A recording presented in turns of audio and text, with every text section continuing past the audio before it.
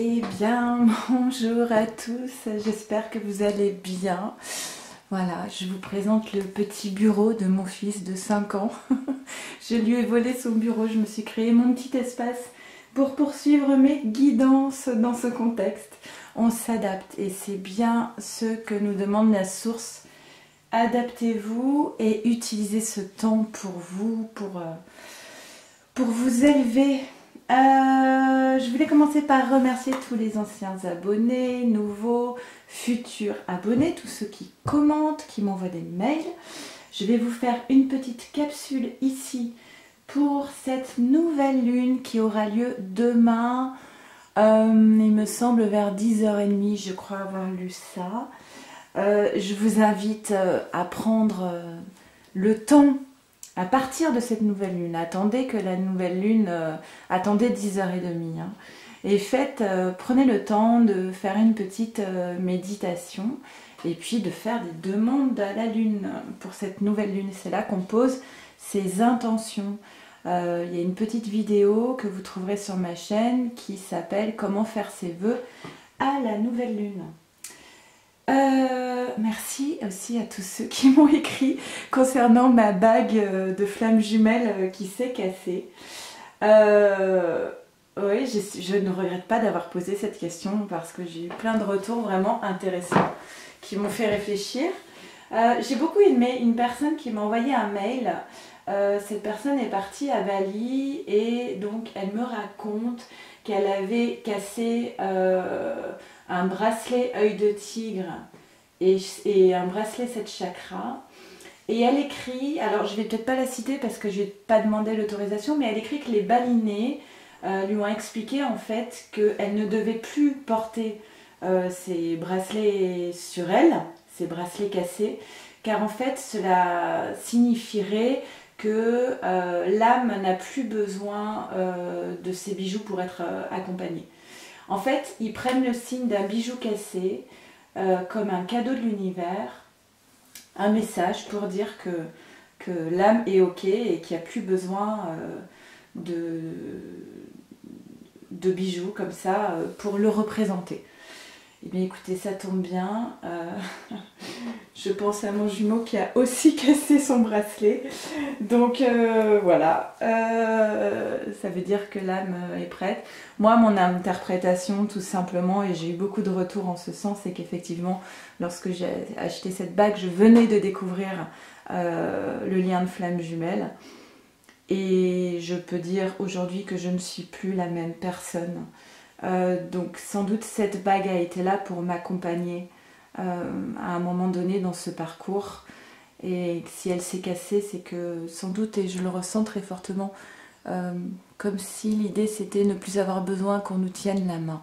Voilà. Ce qui n'empêche pas que j'ai beaucoup de travail encore un parcours à effectuer, mais de façon plus sereine. Et j'espère que vous êtes également dans la sérénité. Je vais vous faire donc un tirage avec ici le masculin, le lien et la féminine. Ok, et on va voir un petit peu, voilà, quels vont être les effets de cette nouvelle lune sur le lien des flammes jumelles.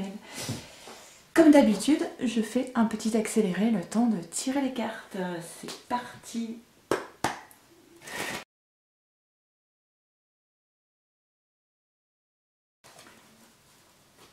Ok, voilà, on y est. Donc c'est une petite capsule assez courte hein, parce que je suis débordée entre mes 3 loulous, les guidances et puis tout le reste. C'est un peu compliqué. Mais voilà, je me couche très tard, je me lève très tôt. Et puis ça va le faire. J'ai plein d'énergie, donc ça va le faire. Ok, alors on commence donc par le masculin. Le masque, alors comment je vais présenter ça? Je vais peut-être zoomer un peu. Ou alors, j'improvise. Ouais, ça va être pas mal comme ça là. Oui, ça va bien. Voilà. Bon, et bien écoutez, un masculin... un masculin qui souffre, qui subit et qui récolte un petit peu ce qu'il a semé, j'entends. Un masculin qui qui est un petit peu déboussolé, qui va pas bien, qui subit. Voilà, un masculin qui subit et qui est en souffrance, pour moi, ce que j'entends. Un masculin qui subit, Ah, on avait cette carte-là, il me semble, pour les tirages de cette semaine. Moi, je vois un masculin qui, voilà, qui n'est pas du tout en contact avec sa féminine et que peut-être peut-être que ça lui ferait du bien de partager ce qu'il ressent, de se livrer en fait, de se confier. Je parle même pas de... Vous savez, il y a beaucoup de parcours de flammes jumelles où à un moment donné, les flammes sont amies. Parce qu'en fait, on trouve l'amour dans beaucoup de types de relations et il arrive parfois effectivement que des flammes jumelles passent par un stade où ils sont amis simplement parce qu'ils sont dans l'incapacité à être loin l'un de l'autre. Ils ont besoin en fait, quand on est flamme jumelle, on a besoin d'avoir l'autre dans sa vie, même si c'est pas dans une relation amoureuse. À ce moment-là, on trouve un compromis dans une relation amicale. Mais en tout cas, on garde la personne avec soi. Et cela équilibre. Parce qu'en fait, face à l'autre, on se sent déjà dans la bienveillance, on se sent compris. On livre des choses à sa flamme qu'on ne livre pas forcément de la même façon aux autres. Et il y a une complicité qui est vraiment à part. Et peut-être que ces masculins-là sont dans un manque de contact total avec leur féminine, que le masculin a imposé ou que la féminine a imposé, peu importe, mais que peut-être effectivement actuellement étant dans des blessures, peut-être qu'il aurait envie et besoin de se livrer à sa féminine en fait. Et peut-être aussi éventuellement de parler de ses sentiments à sa féminine, mais plus largement de ce qu'il vit, de ce qu'il ressent, de là où il en est. Bon, s'il y a des masculins qui regardent cette vidéo, ça fait longtemps que j'ai pas eu de commentaires de runner. Il y avait un runner qui venait il y a quelque temps, c'était chouette, mais runner, si vous regardez ces vidéos, n'hésitez pas à commenter, c'est chouette quand on a des commentaires de runner aussi. Hein. Donc runner, si tu es runner, si tu te reconnais en tant que masculin et que tu vois cette vidéo, n'hésite pas à être dans un échange avec ta féminine parce que peut-être ça peut t'apporter du soutien et de l'équilibre en cette période particulière. On est dans un masculin qui... non, ça me fait rire parce qu'il a les bras qui tombent et puis il regarde les panneaux. Mais il fait rien.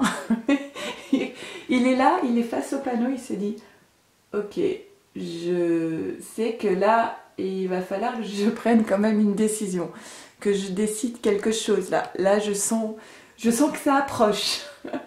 Et alors, vous voyez, ce qui est étonnant, c'est que d'un côté, c'est sombre, il y a tous ces nuages, avec la possibilité, la sélection, la décision, tous ces nuages-là, hein, c'est assombri.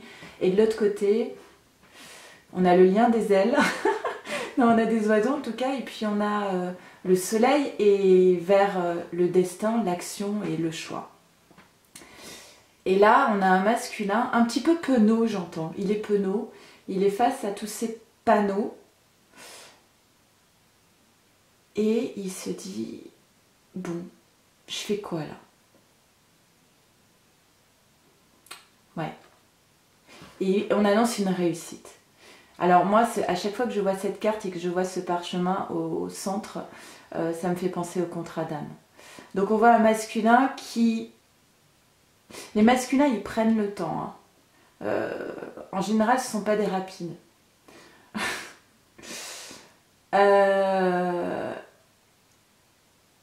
Et puis c'est compliqué de décider pour le runner. Hein. Le runner, il préfère qu'on choisisse pour lui. Voilà, il n'est pas yang et prendre une décision et acter, c'est compliqué. Mais donc on annonce ici une réussite pour ces runners. Ils vont acter des choses. Hein. Et ils vont être face à des multiples... Vous voyez, en fait le runner, là, il est en train de s'élever, de prendre de la hauteur. L'aigle, c'est aussi un animal qui a du pouvoir. Donc il prend de la hauteur, il survole sa vie, sa situation. Donc ça veut dire qu'il a il mûrit en fait, hein, et puis il regarde l'étendue des choix qui s'offrent à lui, hein, les possibilités. Et qu'est-ce qui le retient, ce masculin? Qu'est-ce qui le freine dans acter, choisir, avancer? C'est la morale. Et il est en prison, vous voyez, il est emprisonné là-dedans. Alors la morale, c'est quoi? La morale, c'est ce qu'on nous impose à l'extérieur, la peur du regard des autres.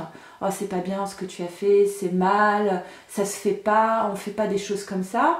La morale, c'est ce qu'on a inculqué dans la famille, en fait, hein, dans l'hérédité, en fait. On pense que c'est nous, mais en fait, ça ne nous appartient pas. Ce sont des choses qu'on nous a inculquées depuis l'enfance. On ne fait pas ça, on n'agit pas de cette façon. Quand vous avez une petite voix qui vient en vous, posez-vous toujours la question, est-ce que c'est ma voix ou est-ce que c'est une voix qui vient de mon père, de ma mère, de ma femme, de mon mari, à qui appartient cette voix en fait? Est-ce que c'est vraiment vous? Parce que vous, ce n'est pas ça. Vous, c'est la liberté, le choix, le bien-être, vous choisir, vous épanouir, grandir, vous élever, mûrir, assumer. Il n'y a pas de décision sans conséquence. Mais quand on a pris le pouvoir sur sa vie, on assume les conséquences et on sait que de toute façon, on a une petite voix qui nous dit c'est la meilleure solution, la meilleure décision à prendre. Et là, ce personnage, s'il choisit de rester là plutôt que de s'envoler pour prendre une décision, eh bien, il va rester en prison, emmuré, enchaîné, d'accord, dans des idées de bien, de mal. Et au final, c'est quoi le bien et le mal? Moi, je trouve qu'il y a... Ce qui est mal, c'est de ne pas être à sa place, c'est de ne pas être épanoui. C'est l'exemple qu'on montre à nos enfants. Qu'est-ce qu'on montre à nos enfants comme exemple? C'est quoi être heureux? On est aussi, par notre fonctionnement, par nos prises de décision, on est aussi l'exemple qu'on donne à nos enfants plus tard. Et c'est une responsabilité. D'accord? Des enfants qui voient leurs parents se disputer à longueur de journée, c'est quoi le message qu'on renvoie à ces enfants? Hein? Des enfants qui voient des personnes se sacrifier ou être malheureuses en permanence, c'est quoi le message qu'on envoie? Voilà, moi je pense qu'il n'y a pas plus beau message à envoyer à des enfants que d'être un adulte épanoui dans la complétude et heureux d'être et dans la joie. Voilà, c'est ça. Et de montrer à son enfant qu'à tout instant on peut être libre. Bon, je m'égare un peu. Voilà, mais je pense qu'on a, c'est pas que pour soi, hein, c'est aussi pour ses enfants. Qu'est-ce qu'on montre à ses enfants? Quels sont les choix? Ok, bon, écoute, masculin, j'espère que tu ne souffres pas trop quand même. Et je te laisse devant ton panneau. Bon courage. Le lien, ok, illumination pour le lien. On va te pousser un petit peu. Alors, on a l'illumination ici. Bon, je vais peut-être faire comme ça en fait, c'est un peu aberrant. Voilà. Tac. On a l'illumination. Alors l'illumination, prise de conscience, conscientisation, élévation, nouvelle vision, regard neuf. Je ne fais plus de phrases, hein, je vous ai déjà prévenu. Ça va être de pire en pire. On a la séparation, ok. Pour moi, c'est pas négatif. Alors, un certain temps loin de votre partenaire se profile à l'horizon. On aura la réponse ce soir ou demain. Je pense qu'effectivement, on va avoir un prolongement de ce confinement. Donc, si vous êtes confiné sans votre flamme, effectivement, il est possible que ça dure un certain temps. Mais qu'est-ce qu'on vous dit par rapport à ça? On vous dit que c'est cette séparation qui crée sur le lien une illumination, aussi bien du côté de la féminine que du masculin, à des degrés différents. Différemment, vraiment différemment. Hein. Le masculin, pour qu'il trouve sa place et qu'il se sorte de situations emprisonnantes, et la féminine pour qu'elle s'accomplisse seule et qu'elle vive en dehors de ce lien. C'est un peu paradoxal, mais c'est ce que j'entends en tout cas de mes guidances. Donc une illumination grâce à cette période de séparation. Une illumination par rapport à quoi? Par rapport à la famille. La famille qui était une illusion, où on portait des masques, voyez. C'est drôle parce que d'un côté j'entends, du côté du masculin, peut-être qu'effectivement, par rapport à tout ce que j'ai dit ici, la morale, etc., il se rend compte que tout ça, ce carcan, cette famille, l'a amené dans l'illusion, l'a amené à porter des masques, parce que pour être accepté, pour essayer de vivre la situation au mieux, il était obligé de passer par l'illusion et par les masques, hein, et voilà. La féminine, j'entends plus famille d'âme. Alors famille d'âme, une féminine qui peut-être pourrait se demander si elle n'a pas été dans l'illusion par rapport à ce lien d'âme, famille d'âme. Hein? Moi je pense pas. Je pense pas que ce soit une illusion si vraiment à un moment donné vous avez été persuadé d'être dans un parcours de flamme jumelle. Bon, il n'y a que vous qui avez la réponse en vous. Hein. Personne d'autre ne pourra vous l'apporter. Mais c'est pas, on ne vous demande pas de remettre en question le lien d'âme. On vous demande de remettre en question votre vision sur ce lien d'âme. Votre attitude, votre posture par rapport à ce lien d'âme. D'accord? Il y a plein de façons différentes de vivre ce lien d'âme. Et ce qu'on dit par rapport au lien, c'est le créateur, c'est exactement ce que nous demande la source actuellement dans cette période de confinement, c'est qu'est-ce que tu veux pour ta vie? Comment tu vas créer ta vie à la sortie de ce confinement? Je pense qu'il y aura vraiment pour beaucoup de personnes un avant et un après, avec beaucoup de révélations, de prise de conscience, de changement. On ne sera plus les mêmes. C'est aussi bien pour la féminine que le masculin, hein, mais différemment. C'est comment tu souhaites voir se réaliser ta vie aujourd'hui, maintenant. Quelles sont tes priorités dans ta vie? Voilà. J'invite d'ailleurs, je vous invite à, alors certes, écrire des vœux, faire de la méditation, etc.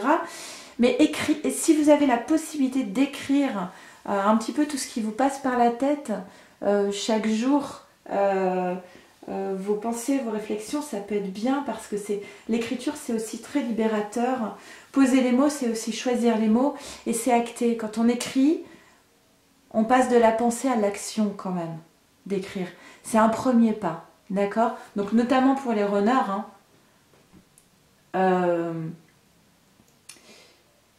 ce qui pourrait expliquer certains runners qui sont bloqués par rapport à l'écriture, parce que c'est déjà un premier pas dans l'action.